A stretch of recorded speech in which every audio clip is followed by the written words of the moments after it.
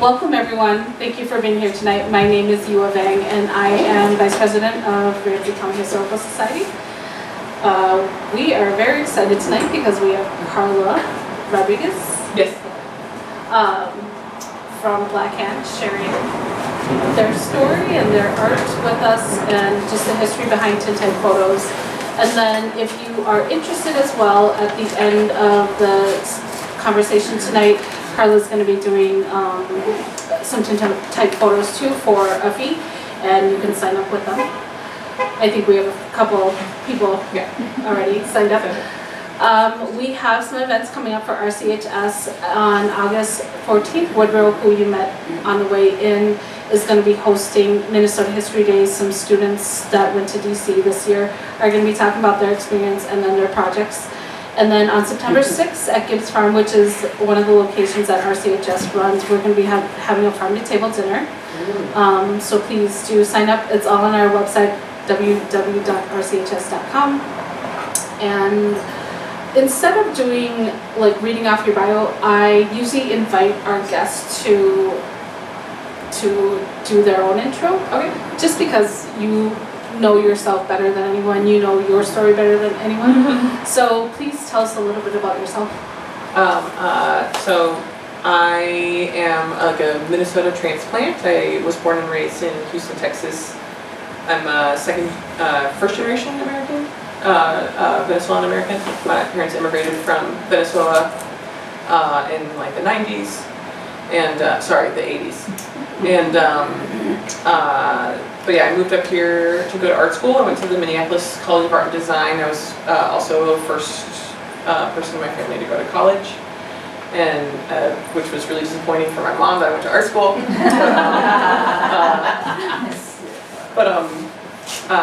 So I moved up here, and I didn't know anyone in the Twin Cities, but it did like immediately feel like home when I got here. Like I never could really connect with the community.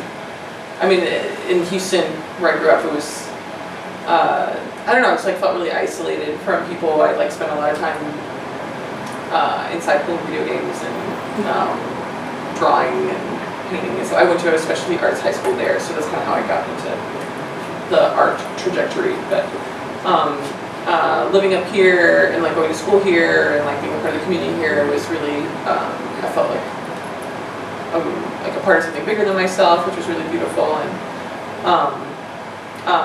but I almost immediately once I got into college, I was interested in photography, even though my background was drawing and painting.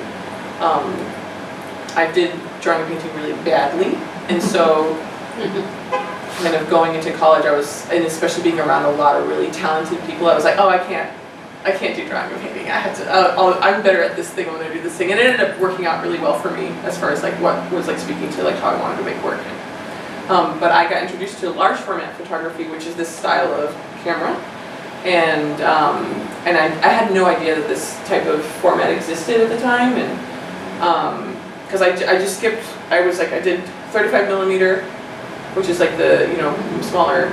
If I'm using terms that you guys don't know, I assume most of you probably, if you're a part of the Historical Society, you probably know 35 millimeter, but like you talk to some Gen Z kids and they're like, what are you talking about? But I just skipped like 120 and went straight to like 4x5, 8x10 film, and so I shot with this camera all through college and did a lot of like experimental stuff with film photography that felt like was getting at what I really liked in drawing and painting, which was making something with my hands. But there was still something like a little bit missing from that. And then when I was in school, I got introduced to the Tintype process via an alternative process class that I took, where we learned about like platinum palladium printing and cyanotype and all these other like older printing processes.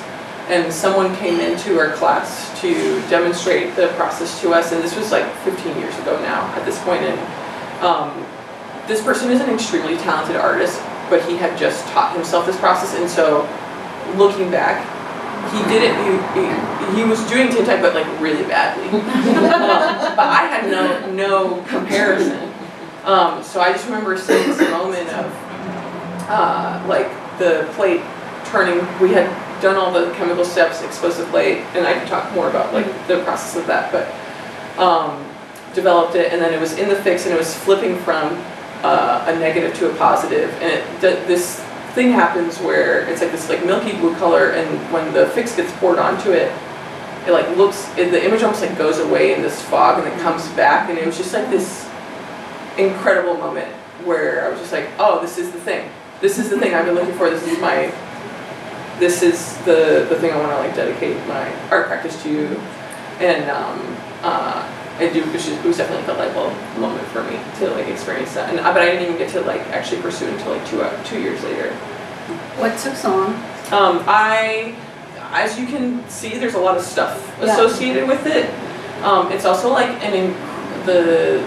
the process is so finesse based and so finicky and variable driven that like, and there's also not a whole lot of resources at the time.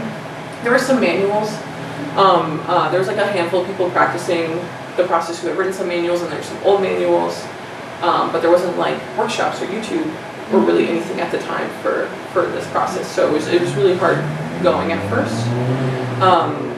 But there was like a growing community of people who were like teaching themselves and like and offering to help others and that kind of thing. But yeah, and then also like the chemicals were hard to come by at the time, and so trying to learn the process, there's a lot of trial and error. And so when materials are finite, it was like a little bit harder for me to really get a hold of it or get a grasp of it. It took me like a year and a half before I made images that I felt like were consistent. Sure. Or at least consistent enough to be like, yes, please pay me to do this. Wait, so what happened in the industry that you were able to get more equipment or more?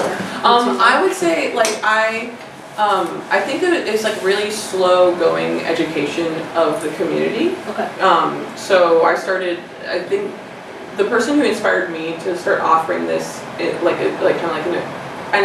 I say commercial, like obviously like, for me commercial means like you are paying me to do a thing, but the imagery isn't necessarily commercial. I'm humbly, but there was a man named Adrian Whip who runs a Tintype studio in Austin, Texas that I saw like an article for, and I was like, oh my god, someone, and this is after I had figured out what this process was. I'd seen it for the first time, and I was like, wow, people would pay to have their picture taken this way, and because his whole business model was, very similar to like historical traveling tintypists with like a wagon and that kind of thing. And I was like, oh my gosh, there's nothing like that here in the Midwest right now. I should try and offer something like that. And so like once I started doing that, it was like, I started doing markets and pop-ups and like working out of my studio a little bit, but people didn't know I existed, so I had to like be out in the world with this process a lot. And so once that was happening, it's like people started learning about it in that way, like in my direct community. But like most of the time, I would say up until like maybe 3 or 4 years ago, I'd be out in the world and people were like, what is this? Sure. Now I think there's way more people are aware of what this process is, and I think mostly because of like TikTok and that kind of thing.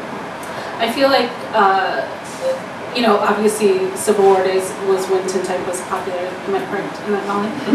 So 1851. Yeah, so it is a dying art that probably went away for a while, and with social media, and then when you're an artist these days, you can't just be an artist. You have to market yourself. You have to do business. You have to answer emails. You have to do all of these things to be able to be successful, and not just successful, but then you're like, I'm so, you and I were talking about how busy you were, that you're like, I need somebody to help me right now to get to the next step. Yeah. So. But I'm not busy enough to afford to pay someone. Yeah. So I'm like in this like little gray area right now where it's like I'm backlogged and I'm busy, but I'm just like, it's like I'm not over that threshold where I have money to like be like, yes, go, please do this, please do my emails for me, please do this slagging for me. So tell us about. Can you walk us through the process of a tintype? Yeah. So I'll just grab one thing. So it starts out with so tintype. It is kind of the name of like what this process the wet plate process done on a metal substrate. So the overarching term is wet plate, or a collodion, or wet plate process. That, and then you can do that process on metal. So this is like typically what you'll find. It's this is just like aluminum. That's like black lacquered aluminum. Literally, this is trophy engraving aluminum, where you can like. I buy it from. I used to buy it from a trophy supply store. And then you can also do this on glass. It's not on glass. It's called the ambrotype, which not that I'm inviting anybody to touch this, but there's a black glass portrait behind there of my dog that passed away. So that's done on black glass, and so that's called an ambrotype. But basically, you take the substrate, so in this case metal, and you coat it in what they call collodion, which is gun cotton and ether, and then that also has two other salts in it that are, and these salts, there's tons of different types of salts that can be used, cadmium bromide, ammonium iodide, and they all do different things for the tonality of the final image. But you coat that, and then it creates a skin on the tintype. You pour off the excess, and I'll do a bunch of like finesse to make sure that's like an even coating, and then once that's kind of like tacky, maybe like 10-15 seconds, I'll put this into a silver nitrate bath. And so once it's in the bath, and you can kind of see in my darkroom right now, there's like a black tank that's at an angle. If you can kind of see towards the right of the, if you guys are in the front, you can't see it. But that's a silver nitrate bath, so it's like a black bath that, or a black encased bath that this goes into, and then once this hits that liquid, it becomes light sensitive. So then you have to operate in a red light situation. But I'll just close it at that point, and then between when that's sensitizing to actually taking the picture, I'll like set up the camera, I'll get everything in focus, and it takes about minimum 3 minutes for it to sensitize depending on the temperature. And then once that's happening, I'll go back to the darkroom, zip myself up so it's like a dark, just a red light situation. And then take the tintype out, wipe the back, put it in a special holder that keeps it light tight, and then take that back out into the light, put it into the back of the camera, expose it, and so generally, if I'm using, I might be either using my really super high-powered strobes or natural light for anywhere from like 1 to like 20 seconds, depending on what the quality of the light that day. And once that's exposed, because this is, if you're familiar with film photography at all, the speed of this is really, really slow. It's very light averse. So you need a tremendous amount of light to make a good exposure, which those of you who decided to take a picture today will experience via the strobes. But once that's exposed, I take that back into the darkroom, zip myself back up, unload the tintype, pour developer on it, which is ferrous sulfate and copper sulfate and vinegar and Everclear, all mixed together, and then that will, you'll see a couple bottles of Everclear. I'm not drinking that. That is not for drinking. That is a chemical. That is poison in this house. So I don't drink that unless it's apple pie shots. But anyway. So I'll pour that on there, and then that's when the image will start to come up, but it's in the negative. So it's taken me many years to figure out, okay, how long does this take? When do I need to stop it? And then once that's stopped, or once it gets to the place that I like, the highlights are developed, or the blacks are good, or blah, blah, blah. I'll stop it with water. So then I douse it in a bunch of water. So that's like your art form then, you have to figure it out. Yes, okay. Yeah, I mean, well, that's one of many, there's like I said, there's a ton of finesse that goes into, like, a ton of moments to like make it really perfect, and also to screw the fuck up. Like, it's like, you can really screw this up. You can screw this up so bad, and then you don't even know when or why or where. And then once that's developed, I stop it with water, and then at that point I can bring it out into the light. It's like not light sensitive anymore. And then I'll pour fix onto it, which you can use a variety of different affixes.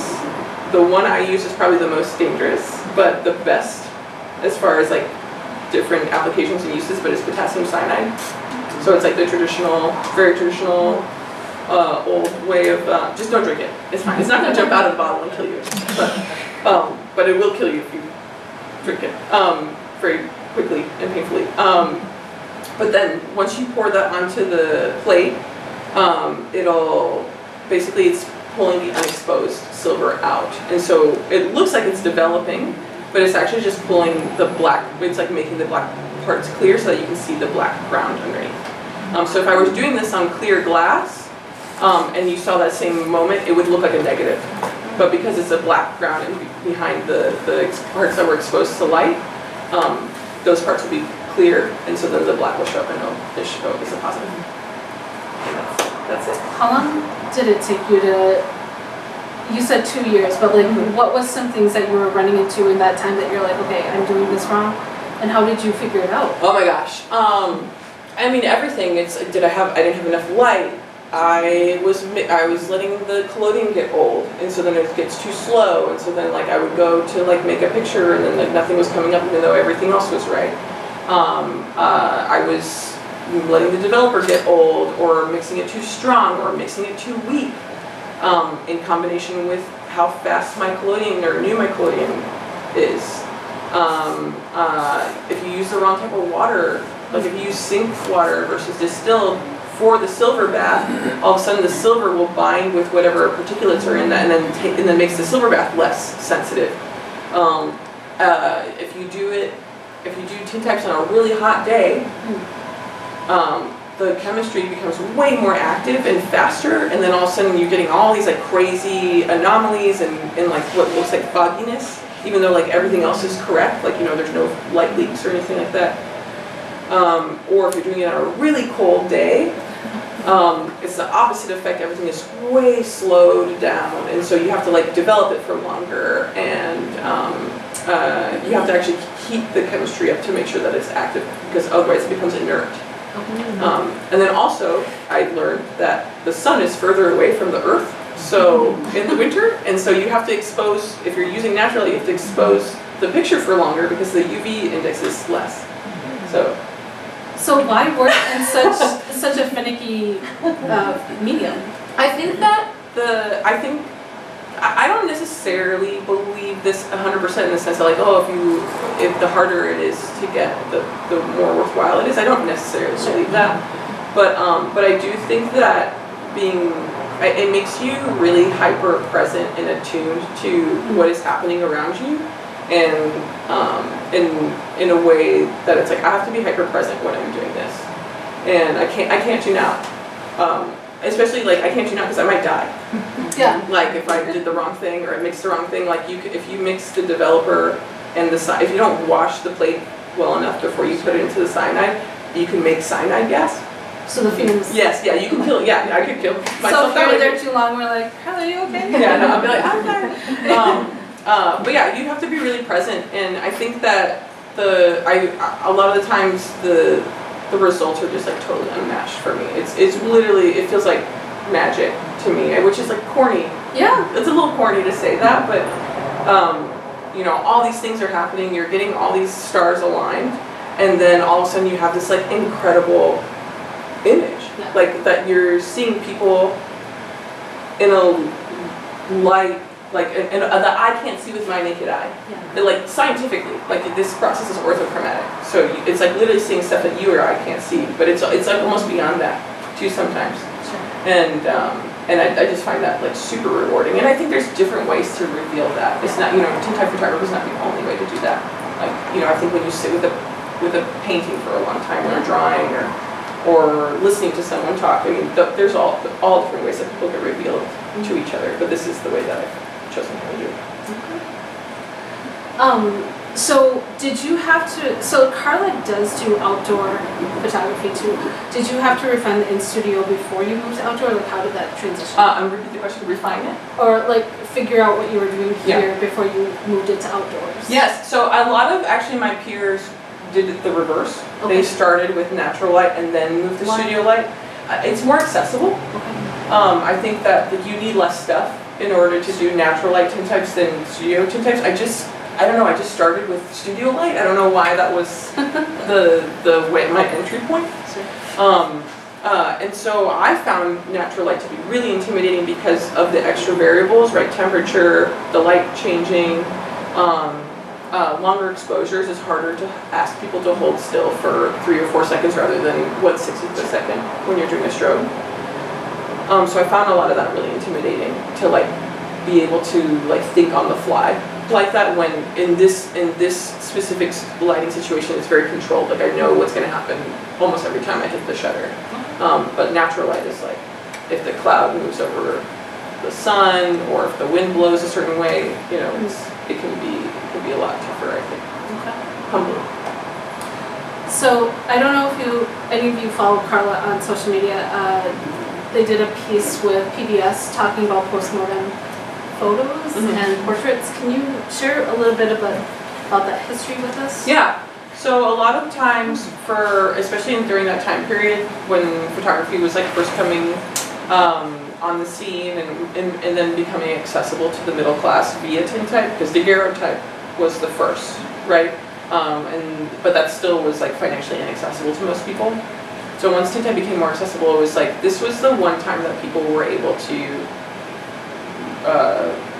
recreate their images, right? Or take pictures of their children or that kind of things that they wanted to remember. And but it was still expensive, and so it wasn't a thing like, oh, let me just go down to the photo studio and get a picture made. Like it was like maybe you got your picture taken once in your lifetime, maybe a couple times, and sometimes you didn't get that opportunity to have your picture made. And so there was this like practice of like post-mortem photography where people would get, like, you know, especially with children, I think was like really prevalent, where you know, like a child was like maybe only a few months old or a couple of years and didn't have an opportunity to photograph them yet, and so they would you know, set them up either. Like, there's like definitely like different schools of thought as far as like how those images were made, as far as like you know, acknowledging that the child is dead and like, and then also trying to make them look alive still. So there's like different types of photography in that vein. There's like a whole genre of photography called hidden mother, where the parental figure, usually the mom, was under a sheet and would hold the baby. And they would do this with both live and dead children. So some of those images are kind of hard to discern, like, because it is kind of like a weird, like, creepy. Morbid? Yeah. Yeah, it's a little bit morbid, yeah. but like, or strange. Like there's a person literally underneath the sheet holding. But part of why they did that too is because they had smaller mats that they would like, so they made a bigger image and then like would put it in a smaller frame so you wouldn't see the person holding the kid. But that was like, yeah, usually the only time they got photographed. That's interesting too, because I think like we don't talk about death a lot as people, and it's a hard thing to talk about. But you know, you went on this show and was very open about that kind of stuff. So, can you share? They're very present in my life. See, yeah, I like both my parents passed away early. So, my mom in 2012 and then my dad in 2016. So it's definitely something that I think a lot about. But you said something to me. I asked you, why are you so open in talking about death? But you said something to me that really resonated. You said, because it prepares us for like loss eventually. Yeah. You know, to be able to talk about it, to give solidarity to other people too, to say, I feel the same too. Yeah. I mean, it's something we're all gonna experience at some point, and to different degrees. And I think it also like makes us really present and grateful for the things that we have right now in front of us. Yeah. So tell us about the Tintype community in the Twin Cities. Yeah. It's very, I mean, to my knowledge, really small. I think they're, you know, like I have like taught a handful of people. I know there's some people who have like learned via like classes at MCAT or continuing education things, or like have self-taught. I would say the community for me is bigger in the sense of like across the nation, that those are the people I really connect with. So it's a lot of like long distance like friendships and that kind of thing, but but I would say like locally, there's like a handful of people who do it as a part of their art practice. And then there's even fewer people who are doing it as like an accessible like service, if that makes sense. So you were talking about your process and the trial and error that came with that. When you were doing the trial and error, was it through learning from somebody else? Was it through research that you were just looking up online? A little bit of column A, column B. I had a friend locally who named Zoe Melf who had taught himself from a manual. He's really good at that type of learning, like book learning. Sure. I'm like I need someone in front of me to show me the thing. That's like the best way that I learn personally, which is really hard. You know, it really limits accessibility for a lot of things.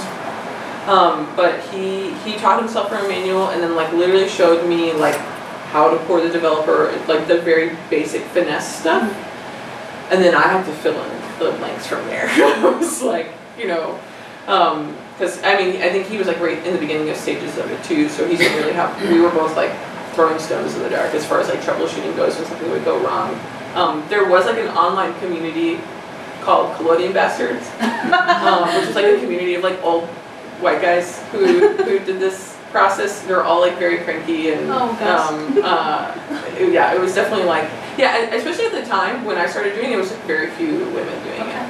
I think there has been a huge shift, yes. But, why is that? I think, I don't know exactly. I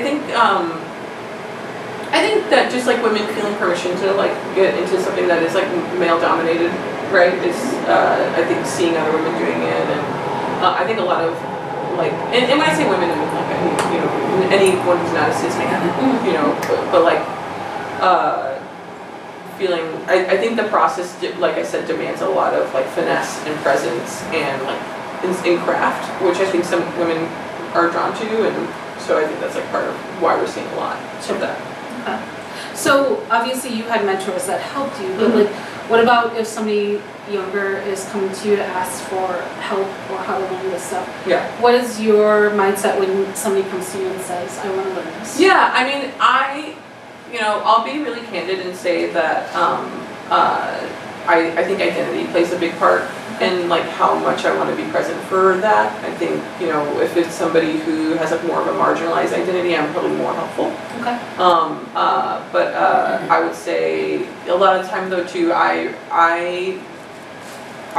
want to value my expertise and I want to value the time that I put into it. And so a lot of times if somebody wants to come up to me and be like, hey, I have a question, like if it's like something quick, I'm happy to be like, oh yeah, like you know, are you looking for this chemical? This is the website that I buy it from. I may like offer help like that, but if a lot of times people come up to me and they're like, I want the whole rundown. I want like, how do you do this? What lighting setup do you have? How do you do your washing? Like the whole thing. And I'm like, you can pay me.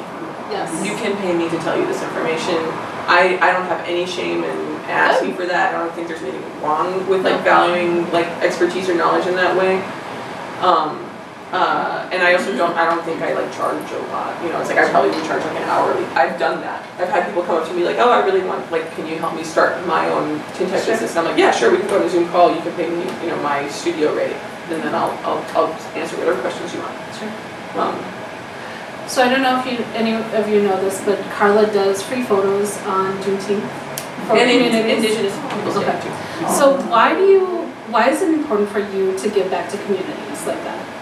I think historically, right, there is this precedent of those communities not having agency over the images that are made of them, especially for the Native community, and then for like black and brown folks. I was trying to say all the things and it went like this. It folded in on itself and flattened.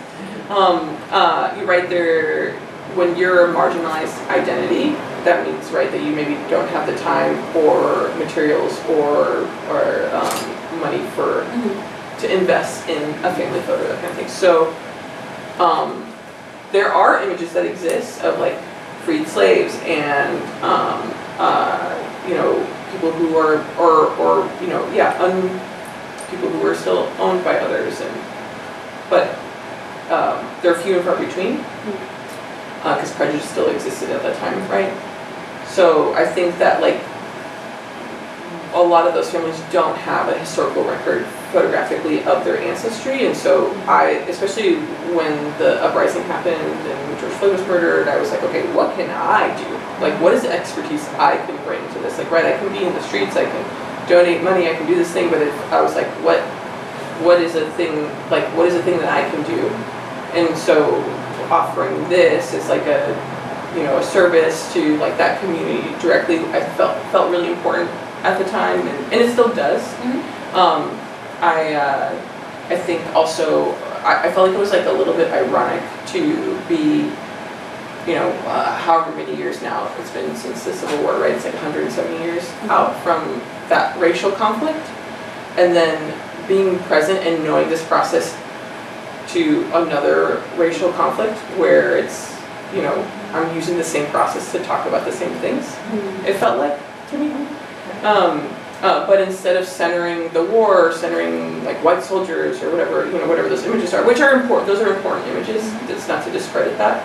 I wanted to center the people that it was about, and then also to make sure that they got to have that thing in their hands and take that home and like have it be a part of their historical record. Sure. So I want to touch back on something that you said at the beginning, how your mom was disappointed that you went into the arts.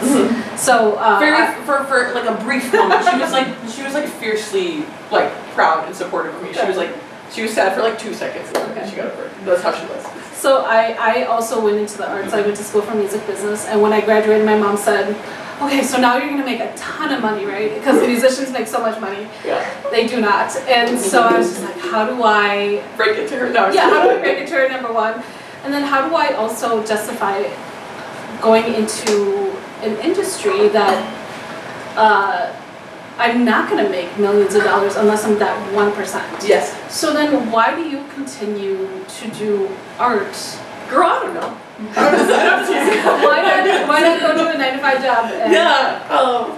I mean, I think about this a lot. Okay. Yeah. Especially because like I'm a freelance person, and so there's so many moments where I'm like, what am I doing? Why am I doing? But I think at least as long as I have the like, I have like a roof over my head and I'm able to feed myself and like take care of like my immediate needs and like in my inner circle of like close people or needs, I feel like I can, and this is providing that, like I want to do it. Sure. Like, yes, being wealthy would be great, would be awesome. That would be wonderful.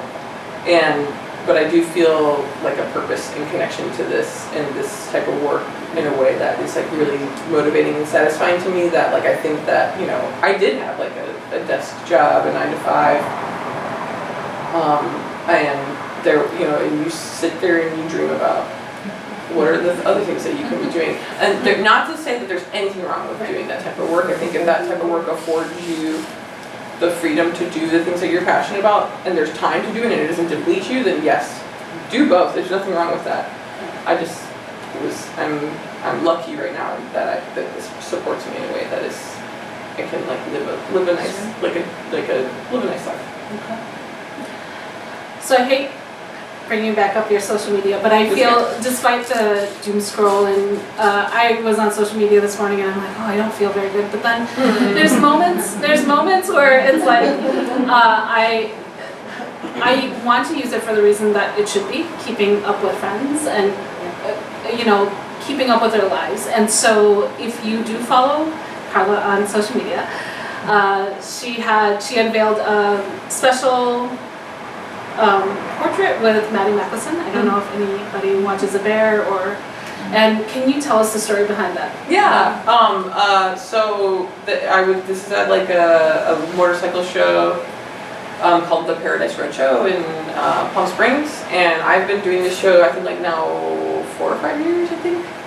And the first year I did it, I didn't know who Maddie Mickelson was. And so I was there, and I was like posting that I was there, and someone was like, "Oh my God, did you know that Maddie Mickelson is there?" And I'm like, "Who? Who's this person?" I'm like, "That's my favorite chef." I was like, "Okay, cool." And I was doing something else. I like kind of went about my time there, and then one morning I was like in the hot tub, and him and his crew of people, and at this point I recognized him. Because people had showed me pictures, his crew like came in, and I was like, oh, okay, cool, and they like came in the hot tub with me, and like we were like chatting, and then he asked me like what I was doing there, and I explained, and he's like, oh, that sounds so cool, I should get one. I was like, yeah, of course, yeah, you should totally do that. I think he's the type of person who is really upset that he's famous. He like doesn't, I mean, I'm sure he like likes being successful, and he likes being the center of attention. Like he has like this such a big personality, and that's like authentic, from my experience. But I don't think he likes being famous. Because I think a lot of people put him on this like strange pedestal, or like absorb so much content of his that they're like know him.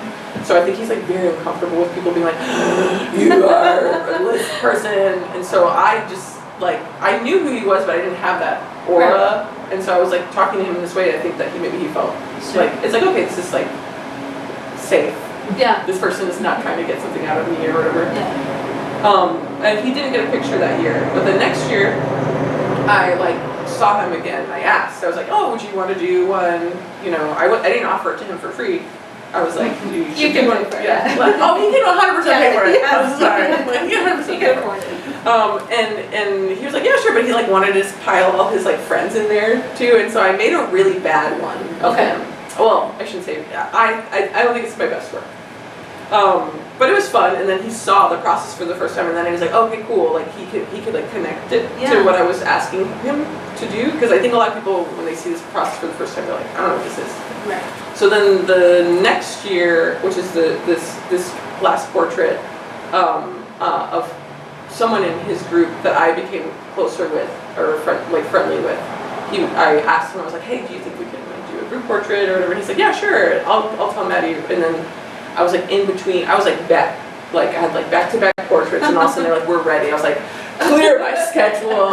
We're like, and they did the same thing where they tried to all pile into my little, and it was like 8 or 9 guys this time. Last time it was 4, and I was like, I can't do this, and so I had to like, I was like, we have to do this outside. We have to do, because I can do a bigger group with natural light, but I was like, I don't know what the sun's doing right now, whatever, but I like by the seat of my pants had everyone go stand outside and by the pool, and they were like they were being really good sports, but I knew I had like a really short amount of time to work with them, and I like set up the shot, and the whole time I was like, please God, like help me, you know, whoever is listening to me. I don't believe in God, but whatever, you know, it's just like whatever's happening, and I just like guessed.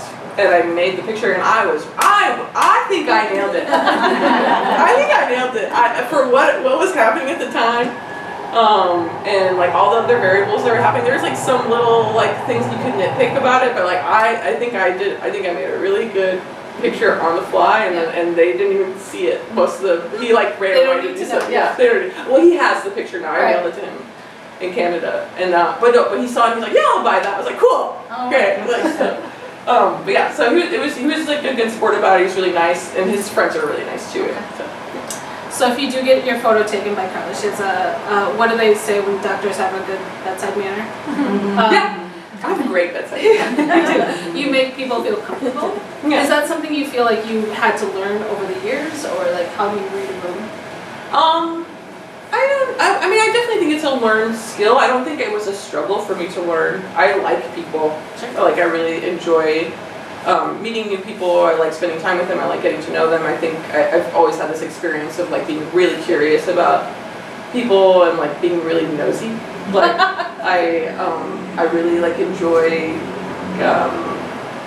I mean, gossip is maybe like a bad word, but like I enjoy like secrets, and I enjoy like people like sharing things with me that maybe they wouldn't share with other people.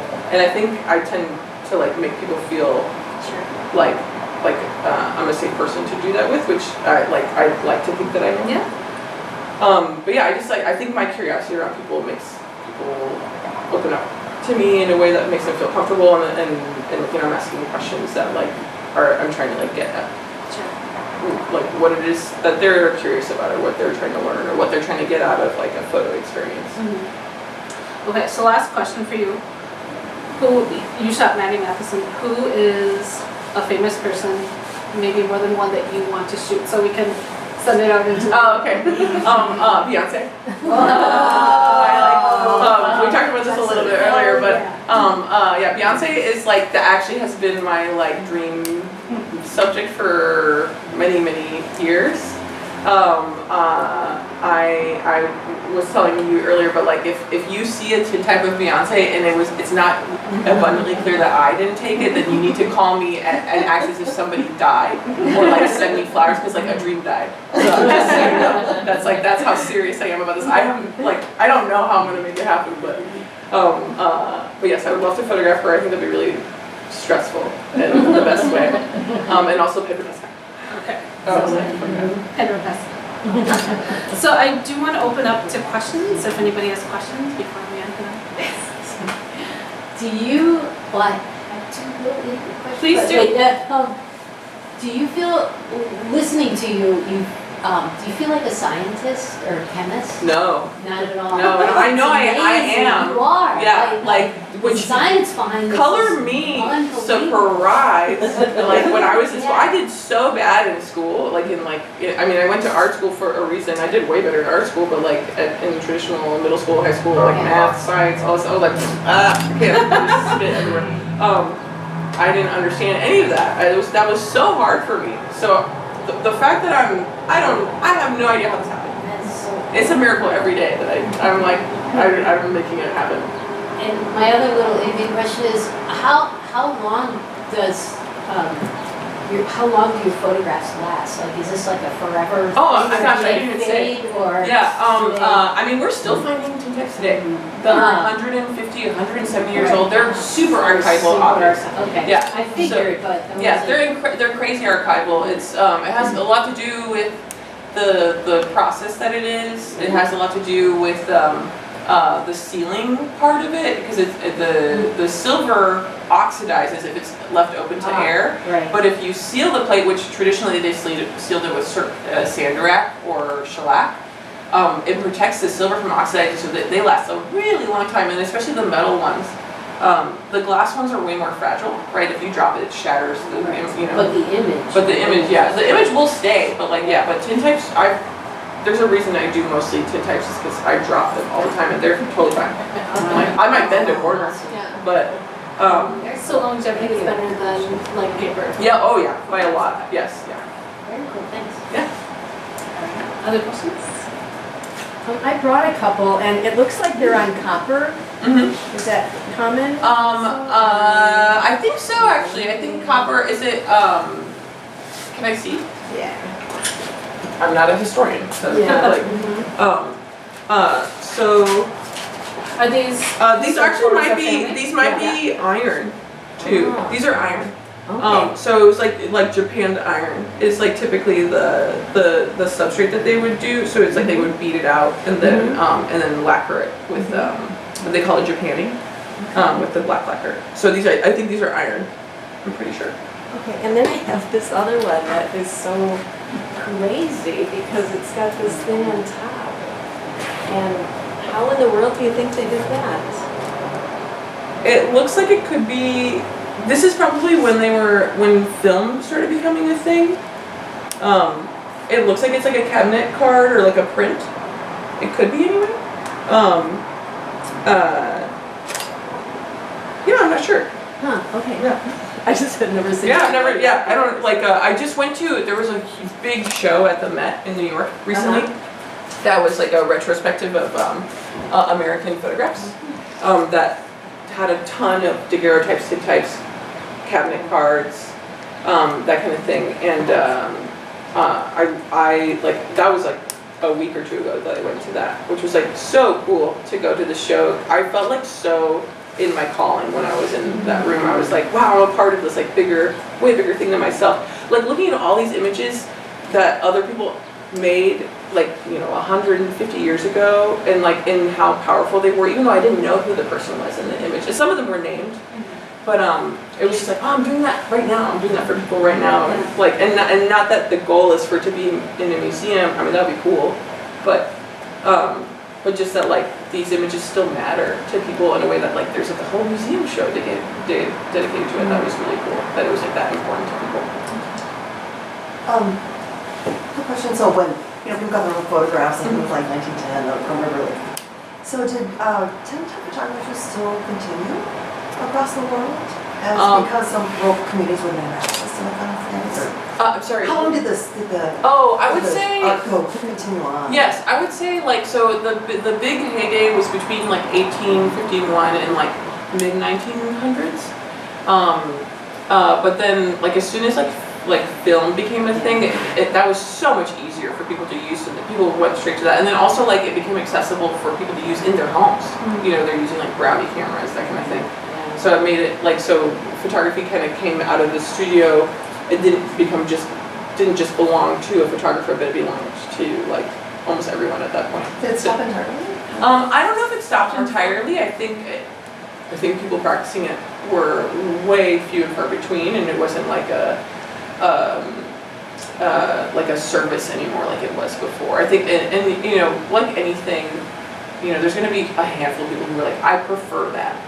Like, especially because since it saw a different spectrum of light, it was like there was a different modality to it. I'm sure there's some people who were like, this is the only way I want to experience a photograph. So maybe there was like a handful of people still practicing, but I definitely think it saw like a stop for a while. I don't know if that, I can't say definitively that it was like it was totally gone, that nobody was using it. I'm sure somebody was, enough to like keep, you know, logs and manuals and that kind of thing for people to learn now. So in the early days when people were out in the field doing this, you see sometimes they have wagons, so it's like this whole thing you have going here, they would have had set up. Yep.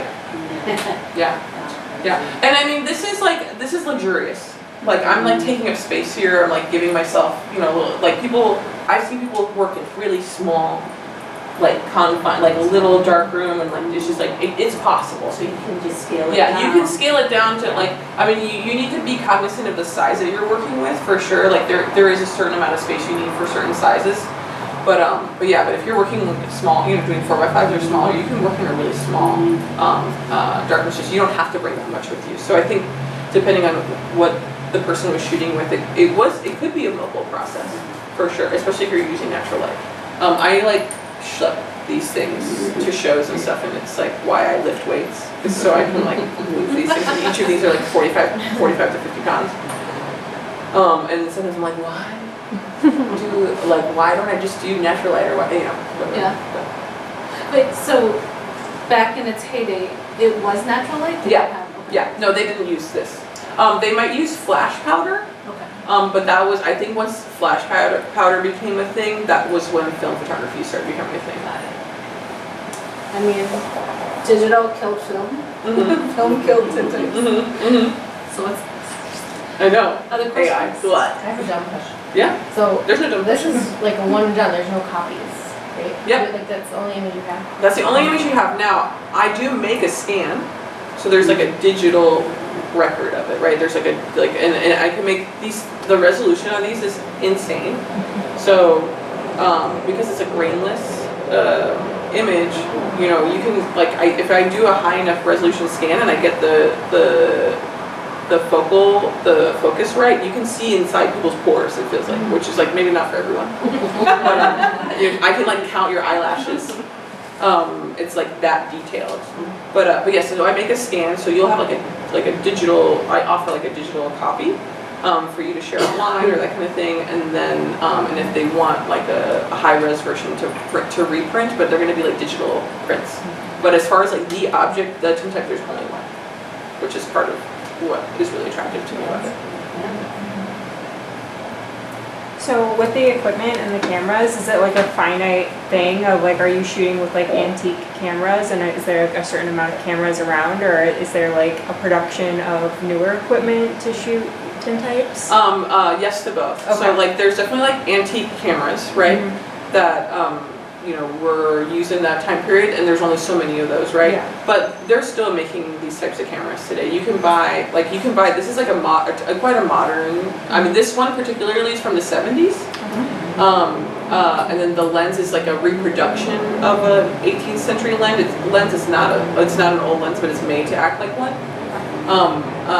But yeah, they still make like large format cameras. So there's still new ones. So that's still around. That's still accessible. And I think the chemistry is like elemental, I guess is like maybe Yeah. the right word. It's like you can buy, those chemicals are not going away. Yeah. Like, if you know how to mix them together, you can still, this will always be accessible to you. So it's not going away. It's not like, oh, the filmmakers are no longer making, you know, Delta 100 or whatever, you know, whatever people are freaking out about lately as far as which film is going away. It's like, it doesn't matter. Like, I know what elemental parts are a part of this, so I always have access to it. That's cool. Yeah. I actually have one. Oh. So we have some tintypes in our collection at RCHS. Yeah. And they often have like an adornment to the actual image. Like they put like velvet around it or put Like it a in a case, little book. yeah. Yeah. So Yeah, this is not mine. This is like a. yeah, very similar. Yeah. Yeah, we've got a couple of those, and I was just curious if that is like something that you want to do as part of your practice, or that you do as part of your practice, or are there people still like it kind of makes me think of like how bookbinding used to be like an art form too. Like, I mean, I think about my specific, what I offer in here as like, you know, this process but done in a modern context. And I like seeing the edges of the tintype. I think those are really cool. I think the cases and the frames are really cool. They're like a little, I hate this word, they're a little too old-timey for me sometimes, but I think they're beautiful. Please don't get me wrong. So it's not necessarily something I'm interested in like incorporating too much in my work, but if somebody, like the reason I have that is because someone had me make a portrait for them that I'm going to cut down to put into that. So I'm happy to like, if you have something, I'm happy to like put it in there, but I don't like offer that necessarily. But I think it could be cool. Like it depends on, I have a lot of peers who like recreate old frames out of resin and then like put the tintypes in there, and they look really like gothic and they're really cool. I just like, it's not necessarily like my style. I'd rather like it kind of think about it in like a modern context. cool. All right, thank you everyone for being here. And Carla, thank you. If people don't do photos tonight, how do they get a hold of you and contact you to? So if you are interested in booking a portrait, you can literally go directly to my website, and there's like a tab called pricing and booking, and like you just click on that and it'll tell you all the things. It'll tell you what types of appointments I have, and then if you click on the type of appointment you want, you'll see my calendar, what's available. So you can book directly through my website for that. If you have like a specific idea, if you're like, oh my god, I want to be photographed at this place at this time, like you can email me and I'm happy to talk to you about that. And right now I'm doing like a shoots this weekend, which is like what some of those are from today, earlier today. And I don't have any more dates on my calendar right at this moment that we are talking, but I'm going to be putting up September and October and November in the next like week or so. So if you are like, oh my god, I went to the website and I didn't see anything, it's like I just haven't updated my calendar. But I try to do it like 3 months in advance. I know! Yes. All right, thank you everyone. Thank you. Thank you.